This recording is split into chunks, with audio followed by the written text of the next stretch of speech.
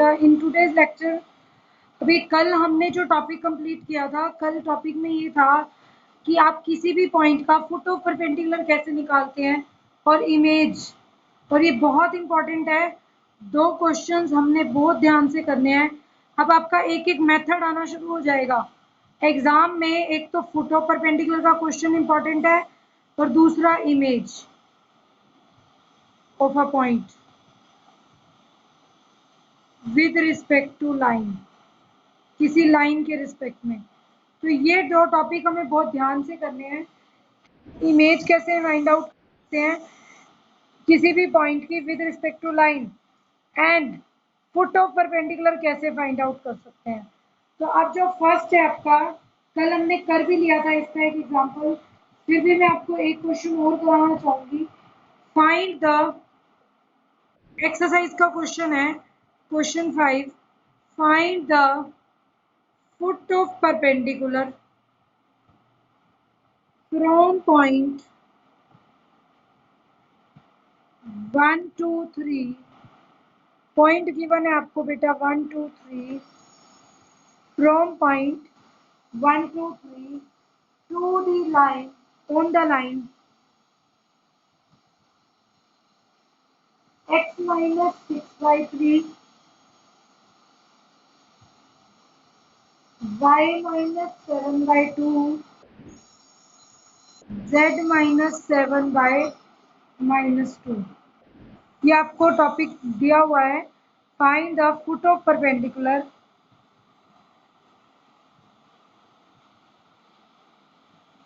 Find the foot of perpendicular 1 2 3 on the line x minus 6, y minus 7/2 and z minus 7/-2।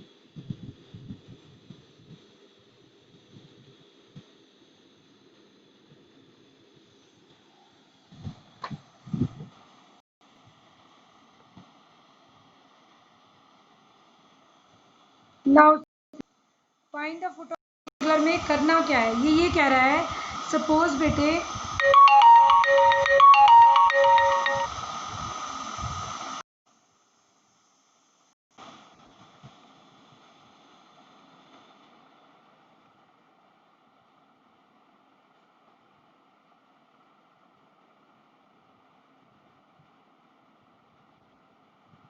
find the foot of perpendicular from point 1 2 3 on line x minus 6/3, y minus 7/2, z minus 7/-2।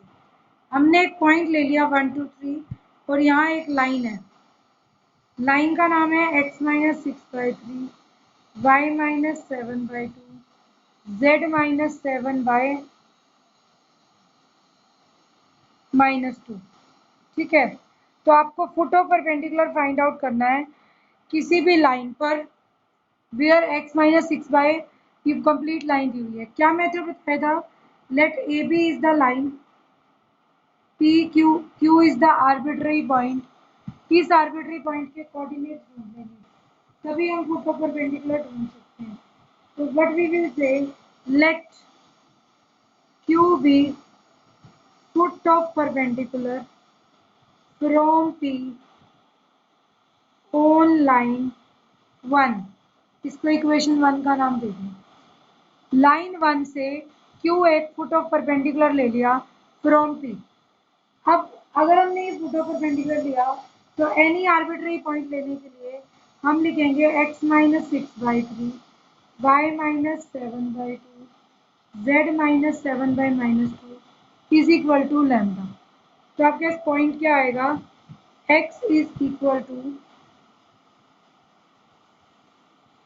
3 lambda plus 6, y is 2 lambda plus 7, z is minus 2 lambda plus 7।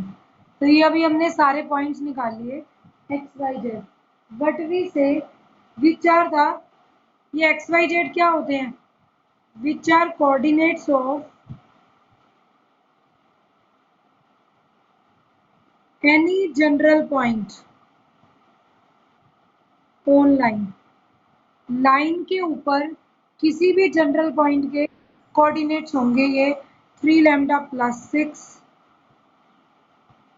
2 lambda plus 7 minus 2 lambda plus 7। तो ये आपको given है point. अगर ये arbitrary points हैं तो अब Q भी now Q lies on A B, therefore for some value of lambda, कोई ना कोई वैल्यू ऐसी होगी लैम्डा की जिसके लिए क्यू किसके इक्वल हो जाएगा 3 lambda plus 6, 2 lambda plus 7 minus 2 lambda plus 7। Q के आर्बिट्ररी कोऑर्डिनेट्स लिख लिए। और जब आप क्यू के आर्बिट्ररी कोऑर्डिनेट्स फाइंड आउट कर लोगे तो find direction ratios of P Q. P Q के डायरेक्शन रेशियोज, क्यू वाले में से पी वाला पॉइंट माइनस कर दो। 3 लैम्डा प्लस 6 माइनस 1 तो 3 lambda plus 5, 2 lambda plus 7 minus 2, 2 lambda plus 5 minus 2 lambda plus 7 minus 3, 7 minus 3 is 4, तो माइनस 2 लैम्डा प्लस। ये आगे direction ratio. Since A B is perpendicular to P Q, A B किसके परपेंडिकुलर है P Q के, P Q के direction ये हैं, यहाँ साइड पे लिख दो also direction ratios of A B. Given line की डायरेक्शन रेशियोज कहाँ होते हैं जो उसके नीचे लगाते हैं टर्म 3 2 एंड माइनस 2, 3 2 माइनस, ये हमने पहले ही फाइंड आउट करके रख लिया। सो देयरफॉर अगर ए बी पी क्यू के परपेंडिकुलर है तो हम क्या लिखेंगे यूजिंग, क्या रिजल्ट होता है दोनों की direction ratio a1 a2 b1 b2 c1 c2 is equal to 0। तो यहाँ आ जाएगा 3 lambda plus 5 into 3, 2 lambda plus 5 into 2 minus 2 lambda plus 4 into minus 2 is equal to 0। इसे सॉल्व आउट कर दीजिए। 3 3 जा 9 lambda plus 15,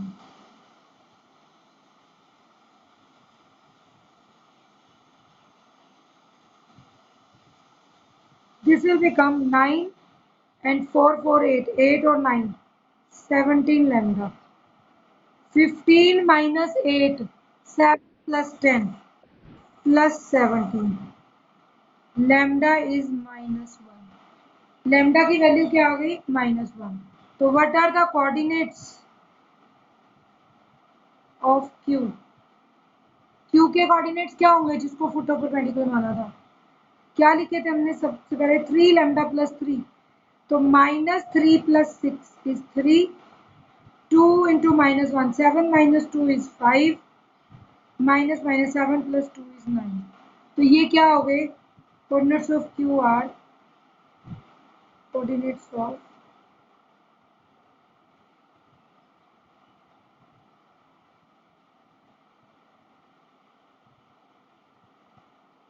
foot of perpendicular. तो आपके पास फुट ऑफ परपेंडिकुलर के कोऑर्डिनेट्स आ जाएंगे 3 5 9। ठीक है, नेक्स्ट क्वेश्चन देखिए। नेक्स्ट क्वेश्चन इज, अब इसी तरीके से आपको बोलेगा फुट ऑफ परपेंडिकुलर को निकालिए और साथ में बोलेगा फाइंड इमेज ऑफ, ये 13.3 एक्सरसाइज का पहले मैंने किया था fifth question, exercise 13.3 question number 10, find image of. इनको इतने पक्के से कर लो क्योंकि ये क्वेश्चन तो जरूर या इमेज या फुट ऑफ परपेंडिकुलर पूछी जाती है। Find image of point 1 2 3 in line r is equal to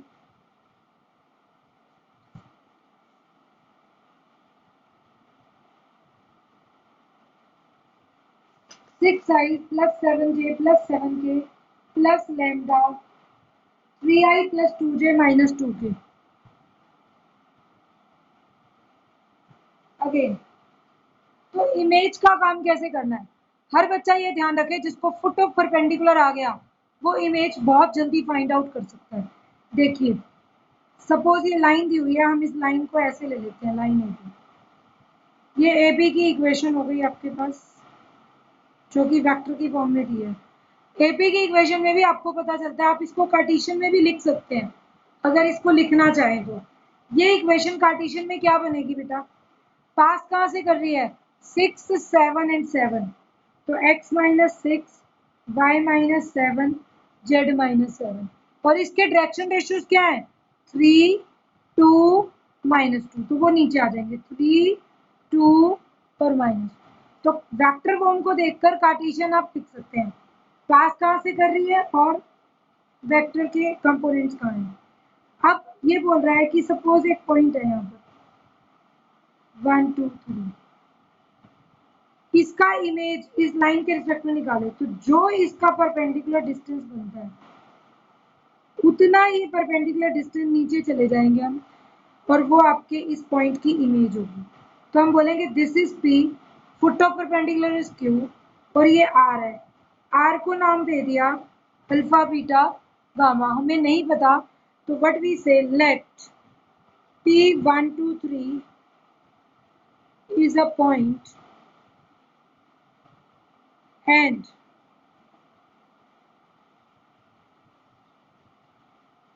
Q is foot of perpendicular from P on line AB, and R is image of P with respect to line AB। जो line दी हुई है R तो उसकी image हो गई। Image क्या होती है, जितना परपेंडिकुलर डिस्टेंस आपका P का फुट और लाइन से बन रहा है उतना ही अपोजिट साइड पर आ जाइए। तो जितना ये PQ है उतना ही QR है, कहने का मतलब Q is mid point of PR, हम ये भी कह सकते हैं। तो R is image, that is Q is mid point of PR। हम ये रिजल्ट भी यूज कर सकते हैं कि Q क्या बनेगा, मिड पॉइंट बन जाएगा PR का। नेक्स्ट, अगर Q मिड पॉइंट है, अब पहला काम क्या आ गया, फुट ऑफ परपेंडिकुलर का। We will write any arbitrary point on AB is given by, कैसे आएगा, x minus 6/3, y minus 7/2, z minus 7/-2 is equal to lambda. ये पॉइंट क्या बन जाएगा, 3 lambda plus 6 2 lambda plus 7 -2 lambda plus 7, ये y हो गया और ये z, x y z। thus any arbitrary point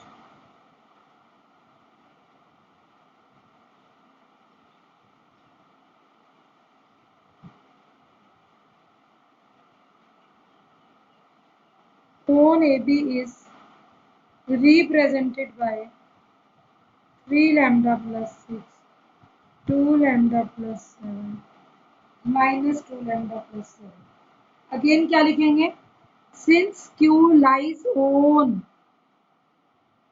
AB, क्योंकि Q AB के ऊपर लाई करता है, तो व्हाट वी से, अगर लाई करता है तो देन फॉर सम लैम्डा, कोई ना कोई और लैम्डा आ जाए, कोऑर्डिनेट्स ऑफ Q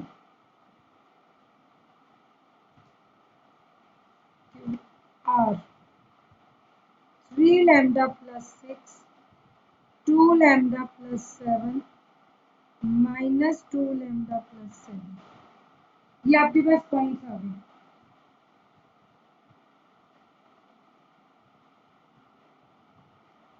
ठीक है, अब ये फुट ऑफ परपेंडिकुलर तो बन जाएगा आपका।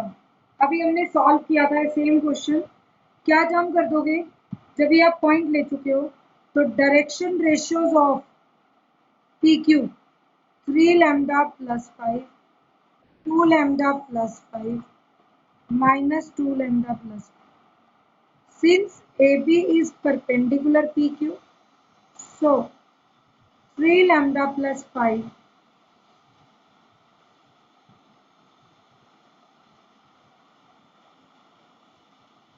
3 lambda plus 5 multiply by 3 2 lambda plus 5 multiply by 2 minus 2 lambda plus 4 multiply minus 2 is equal to 0. After solving we will get 17 lambda plus 17 0. Lambda is minus 1. तो Q के कोऑर्डिनेट्स क्या आ गए 3 5 9.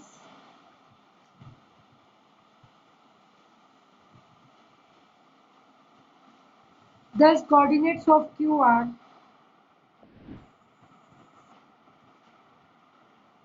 क्या आ गए coordinates 3 event 9.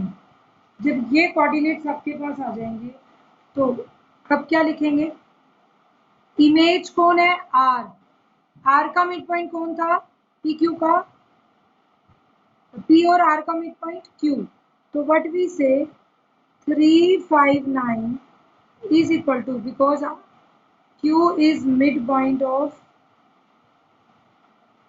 PR. So 359 is alpha plus 1 by 2, beta plus 2 by 2, gamma plus 3 by 2. Comparing we can find out alpha, beta, gamma.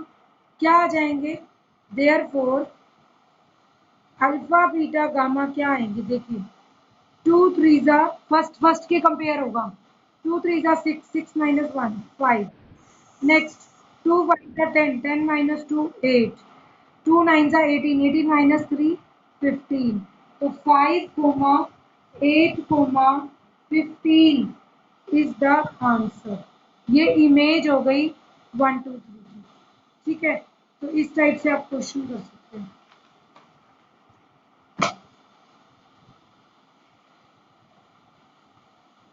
दो important topic आपके cover हो गए इमेज और फोटो परपेंडिकुलर. नेक्स्ट जो आपका टॉपिक आता है that is skew lines. What do we mean by skew lines. 13.3 तक हो चुका है. फोर्थ एक्सरसाइज देखिए. What do we mean by skew lines. बेटा स्क्यू लाइंस वो लाइंस होती हैं जो स्ट्रेट लाइंस होती है स्पेस में होती है लेकिन हम ये कहते हैं कि वो दोनों कोप्लानर नहीं है. स्क्यू लाइंस क्या होंगी two straight lines in space are called skew lines when they are not coplanar. मतलब एक प्लेन में नहीं होनी चाहिए. जब दो लाइंस एक प्लेन में नहीं होती कोप्लानर हो नॉट कोप्लानर हो तब हम उन्हें स्क्यू लाइंस कहते हैं. तो अब स्क्यू लाइंस की एक बात इंपॉर्टेंट क्या आ गई thus skew lines are neither parallel भी नहीं होंगी nor do they intersect at point.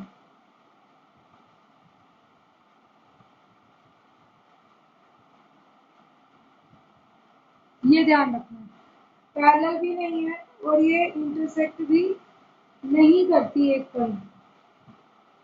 अगर हम ये कहें कि डिफरेंट थिंग्स में है तो ना तो वो पैरेलल होंगी ना इंटरसेक्टिंग. एक्चुअल में भी देखने में आपको जब हम ड्रॉ करेंगे ना आपको लगेगा 3D नोटबुक पे ड्रॉ नहीं हो सकती है प्रॉपर. तो अगर हम इसे ड्रॉ उस टाइप से करें तो हमें लगेगा कि ऐसा क्यों नहीं ले रहे हम ये तो इंटरसेक्टिंग होंगी या पैरेलल हैं बट वो ऐसी नहीं है. मैं आपको एक डायग्राम दिखाती हूँ.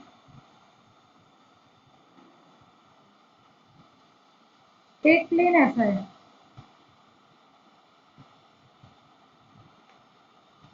एक प्लेन ऐसा है.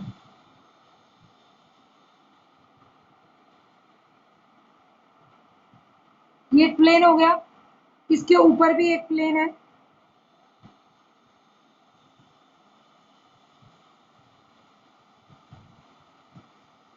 ठीक है हमारे पास ये दो प्लेन्स हो गए.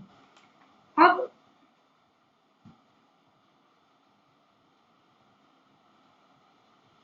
नाउ अब ये कह रहा है लाइंस कैसी हैं सपोज एक ऐसे जा रही है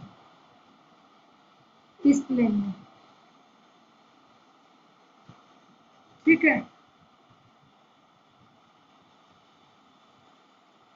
दूसरी शायद ऐसे है। अब ये पैरेलल भी नहीं है, एक ऐसे है एक ऐसे है, एक ऊपर वाले प्लेन में है एक नीचे वाले प्लेन पे है। आप इसको ऐसे भी समझ सकते हैं, सपोज आपके पास, आप जिस रूम में बैठे हैं छत भी है और फ्लोर भी है जैसे, तो आप फ्लोर में तो एक रोड की डायरेक्शन ऐसे रख दीजिए, छत पे ऐसे रख दीजिए, कि कहाँ इंटरसेक्ट करेंगी, वो अलग प्लेन में है ये अलग प्लेन में, पैरेलल भी नहीं है, इंटरसेक्टिंग भी नहीं है। अदरवाइज हम क्या कहते हैं, एक ही प्लेन में अगर दो लाइंस ले लें, या तो वो पैरेलल होंगी, और अगर वो पैरेलल नहीं बन रही तो कहीं ना कहीं जाकर वो इंटरसेक्ट कर जाएंगे, कहीं भी करें तो वो कह रहे हैं कि तब होंगी। बट हमारा केस ये नहीं है, हमारे पास क्या डील कर रहे हैं हम, कि दो ऐसे प्लेन्स स्पेस में है, 3D में ये लाइंस, हमारा रूम एक 3D है, ठीक है, आमने सामने वाली दीवार पर, एक सामने वाली दीवार पर रोड लगा दी है किधर, तो वो जरूरी नहीं है कि वो पैरेलल हो और वो इंटरसेक्ट भी नहीं करेंगी, तो ये हमारे पास क्यू लाइंस होती हैं। अब अगर आपको कोई बोले कि फाइंड मेथड क्या है जो हम आगे करने जा रहे हैं next, that is we have to find shortest distance.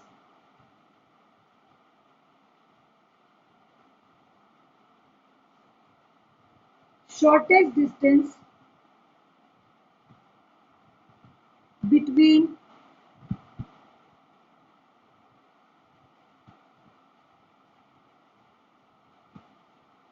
To skew lines. कभी आपको दो स्क्यू लाइंस दे दी जाएं तो उनके बीच में शॉर्टेस्ट डिस्टेंस कैसे फाइंड आउट किया जाता है, हमें ये चीज बतानी है। अगर हमें शॉर्टेस्ट डिस्टेंस निकालना है तो दोनों लाइंस अलग अलग प्लेन में है, ठीक है, मुझे इन दोनों के बीच में कहाँ से कम डिस्टेंस बनेगा, मतलब मैं ये नहीं कह रही कि ऐसे बनेगा, ऐसे कहीं तो बनेगा, ये अलग प्लेन में है वो अलग में है, ये एक्चुअल में ऐसे हैं दो प्लेन्स, एक के ऊपर दूसरा प्लेन इस टाइप से, ठीक है, एक लाइन इधर है एक लाइन इधर है, दोनों प्लेन्स में कोई ना कोई लाइन ले ली, ठीक है, एक लाइन ऐसे जा रही है और इस प्लेन की लाइन की अलग डायरेक्शन है, कहीं ना कहीं ऐसा होगा कि इन दोनों लाइंस के बीच में कहीं तो एक परपेंडिकुलर डिस्टेंस शॉर्टेस्ट बनता होगा, हमें वो नहीं पता है, लेकिन हमें वो फाइंड आउट करना है कि ये एक प्लेन हो गया, दो अलग अलग प्लेन्स हो गए बेटे आपके पास, एक लाइन शायद इस डायरेक्शन में है एक इस डायरेक्शन में है, हमें नहीं पता है, बट ये अलग अलग प्लेन्स में है, एक शायद ऐसे जा रही हो और एक की डायरेक्शन ऐसे हो, पैरेलल तो ये नहीं है, बट इन दोनों के बीच में कहीं ना कहीं आपके पास एक शॉर्टेस्ट डिस्टेंस बनेगा, मुझे वही परपेंडिकुलर डिस्टेंस निकालना है। These lines are not parallel, एक की डायरेक्शन कुछ हो रहा है, एक मैंने ऐसे ले ली और एक ऐसे ले ली, तो दोनों की डायरेक्शंस भी अलग अलग हैं, ठीक है, और कहीं ना कहीं शायद ऐसे भी हो, बट कोई तो परपेंडिकुलर डिस्टेंस एक बनता होगा दोनों के बीच में, शायद एक ऐसे जा रही हो, हमें वही ढूंढना है। तो how we can find the shortest distance between two skew lines, हम क्या लेंगे बेटा, लेट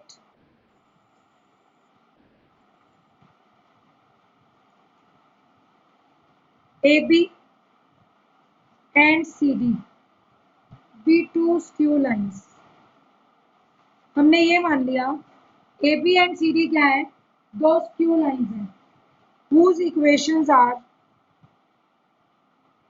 क्या इक्वेशन होती है सबकी, आर की फॉर्म में होगी, ये लाइन किसी एक general point A1 position vector से निकल रही होगी, डायरेक्शन B1 होगी, दूसरी लाइन किसी पर्टिकुलर पॉइंट A2 से निकल रही होगी, पास कर रही होगी, डायरेक्शन पैरेलल B2 के होगी, तो A1 plus lambda B1 and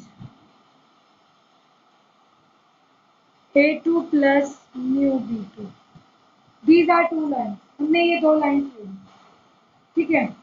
अब अगर मुझे शॉर्टेज डिस्टेंस निकालना है तो मैं मान लेती हूँ, लेट यहाँ पे ले लेती हूँ पॉइंट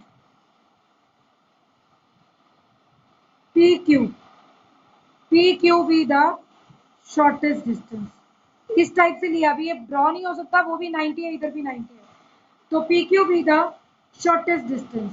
अगर पी क्यू शॉर्टेस्ट डिस्टेंस है तो हम एक बात लेंगे, let P Q be shortest distance between AB and CD. Then PQ is perpendicular to AB and PQ is perpendicular to CD. PQ AB के भी perpendicular होगा और CD के भी। अब PQ की डायरेक्शन क्या है? अगर PQ इसके भी perpendicular है, इसके भी, ऐसा वेक्टर जो हमने पढ़ रखा था कि दो वेक्टर्स दोनों के ही perpendicular आ जाए, तो क्या होगा भाई? AB की डायरेक्शन किससे रिप्रेजेंट हो रही है? AB is in direction B1 and CD is in direction B2। इसका मतलब AB B1 की डायरेक्शन में है और CD B2 की, तो PQ B1 के भी परपेंडिकुलर है और B2 के भी। ये हमने फर्स्ट एक्सरसाइज में पढ़ा था रूल्स में कि अगर एक वेक्टर दोनों ही पैरेलल हो जाए, परपेंडिकुलर हो जाए, तो देयरफॉर उनके क्रॉस प्रोडक्ट उसको डिनोट करेगा। तो PQ किस डायरेक्शन में होगा? PQ is in direction B1 cross B2 vector. PQ इस डायरेक्शन में होगा, ठीक है? तो इस वेक्टर को मान लेते हैं। Now let A1 A2 be the position vector है दोनों के, ये इसका पोजीशन वेक्टर है, ये इसका है। तो अगर मैं पोजीशन वेक्टर नेट निकालूं A1 A2, ये कैपिटल A1 पॉइंट हो गया, ये capital A2, A1 and A2 has position vectors as vector A1 and vector A2, then combined A1 A2 का वेक्टर क्या होगा? A1 A2 vector, then A1 A2 vector will become vector A2 minus vector A1, ये आ जाएगा। मुझे क्या करना है? Simply distance लेना है और प्रोजेक्शन निकाल लेनी है। भाई ये डिस्टेंस बनना, लेकिन इसकी प्रोजेक्शन किसके ऊपर लेनी है? PQ के ऊपर। तो PQ क्या चीज होगी? PQ is projection of A1 A2 vector on direction of PQ, जो कि B1 क्रॉस P2 थी। तो क्या आ जाएगा? That is equal to A2 minus A1 का डॉट किससे करते हैं? एक वेक्टर को दूसरे के ऊपर प्रोजेक्ट करना हो, जिसके ऊपर प्रोजेक्ट करना होता है हम उसके यूनिट वेक्टर से मल्टीप्लाई करते हैं। अब B1 क्रॉस B2 का यूनिट कैसे आएगा? B1 क्रॉस B2 के मैग्नीट्यूड से डिवाइड करें, ठीक है? तो अब ये आपका PQ आ गया। फाइनली आपको कार्टेशियन फॉर्म भी सिखा देती हूँ। आपका सीधा मेथड क्या है कि अगर मुझे शॉर्टेस्ट डिस्टेंस चाहिए 10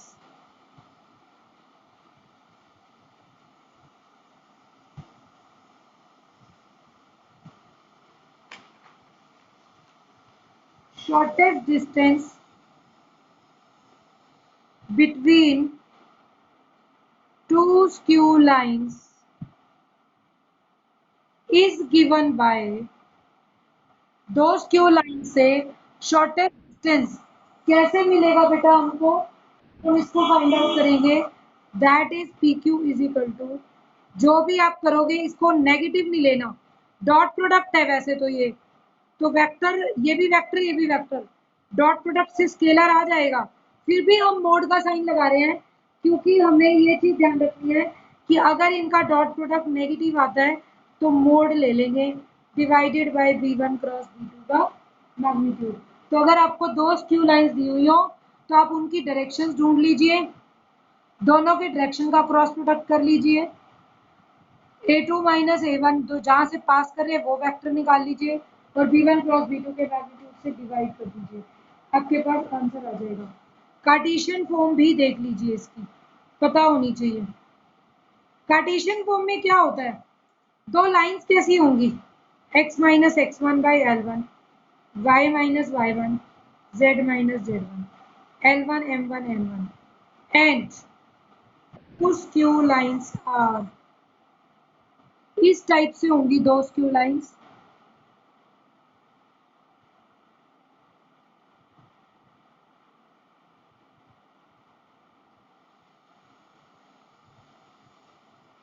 x minus x1 by L1, y minus y1 by M1, z minus z1 by N1, ये लाइंस हैं। और दूसरी ले लो x minus x2, y minus y2, z minus z2 by L2 M2 N2, ये हमने vectors ले लिए, स्ट्रेट लाइंस ले ली।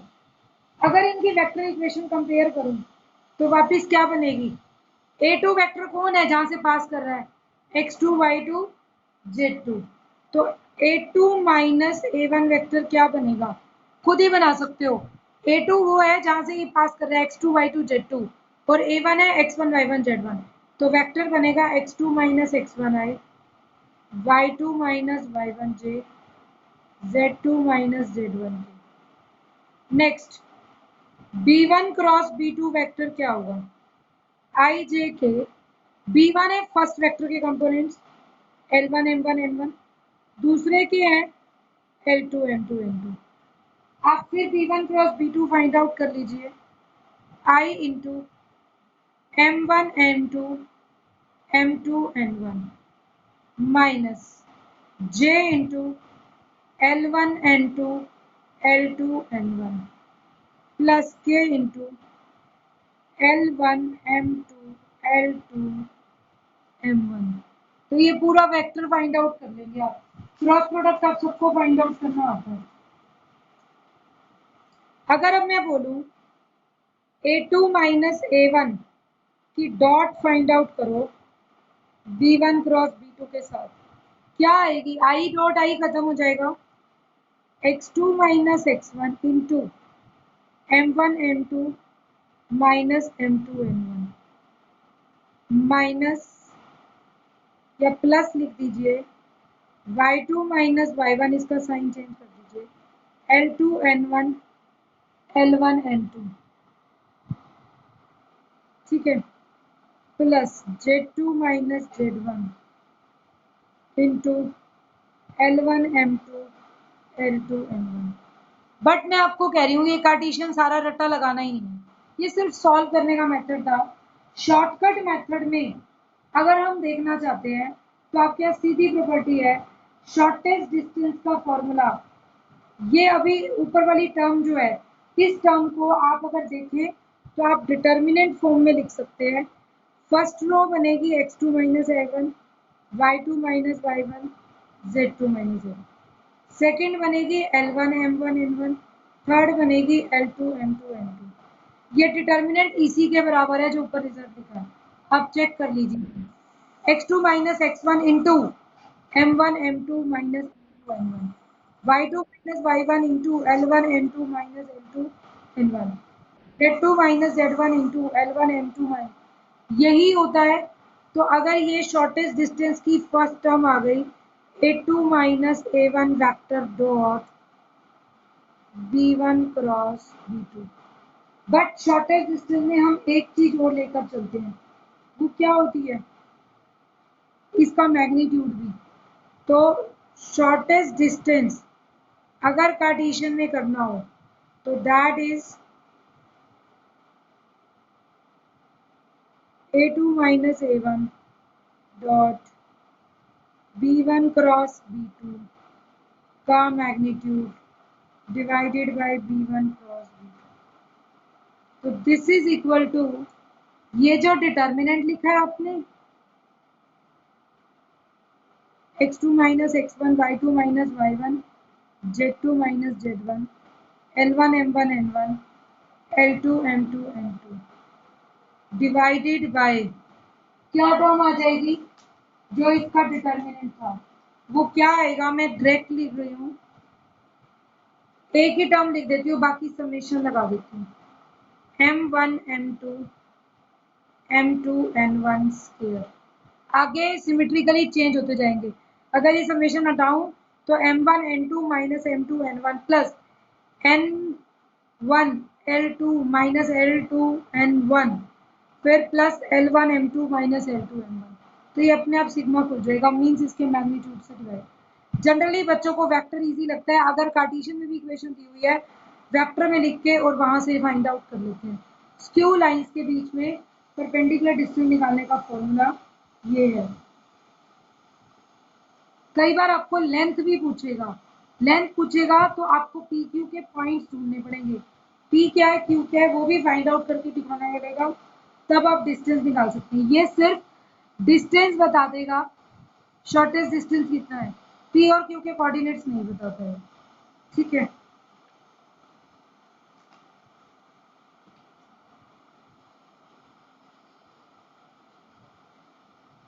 Next shortest distance between to parallel lines.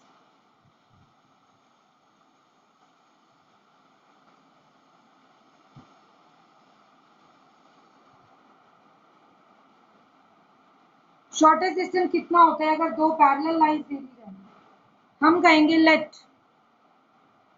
A B and C D be two parallel lines. ले ही लो A B C D. क्या common है इन दोनों में? अगर ये दो लाइंस पैरेलल नहीं है तो दोनों की डायरेक्शन तो वो सेम ही मिलेगी, पैरेलल लाइंस ले रहे हो तो। अब हमारे पास फर्क क्या आएगा? Lines as r is equal to a1 plus lambda B, r is equal to a2 plus mu B. एक लैम्डा भी हो जाएगी, दूसरे म्यू भी हो जाएगी, वेक्टर बी दोनों का सेम रह जाएगा। यहाँ पर एक पॉइंट हो जाएगा a1 और a2। ठीक है, ये a2 वेक्टर हो गया, यहाँ एक पॉइंट हो गया a1 वेक्टर। ठीक है, तो ये आपकी लाइंस जहाँ से पास कर रही है वो पॉइंट्स हो गए और डायरेक्शन दे दी। अब अगर a1 a2 वेक्टर निकालूं, that is a2 minus a1। वहां तक तो फॉर्मूला सेम ही रहेगा, a2 माइनस a1 वही आएगी, लेकिन अब की बार क्या होगा, डायरेक्शन एक ही है। तो अब आप क्या कर सकते हैं, आपको एक एंगल मानना पड़ेगा। लेट इसको a1 a2 ले लो, कहीं भी पॉइंट हो सकता है, मैं ये नहीं कह रही कि यही है पॉइंट, क्या पता ये यहाँ है यहाँ है, सपोज ये पॉइंट ऐसे भी हो, थोड़ा सा टेढ़ा भी हो सकता है, क्योंकि ऐसे आपको लगेगा कि 90 डिग्री है। 90 डिग्री का कोई वो नहीं है, यहाँ कोई एंगल थीटा बनेगा अगर इसको स्ट्रेट इस पॉइंट से मिला दो तो एक ट्रायंगल बन जाएगी। आप साइन थीटा का फॉर्मूला लगा पाएंगे, theta is angle between B and, let theta B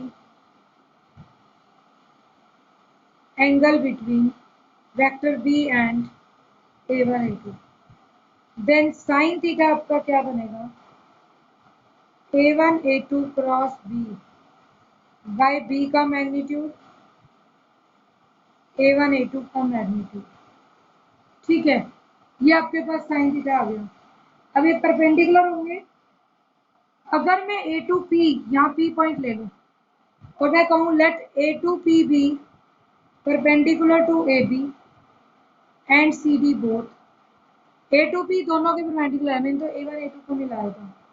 अगर दोनों के परपेंडिकुलर है तो a2p किसके बराबर होगा, a2p bye a1 a2 sine theta.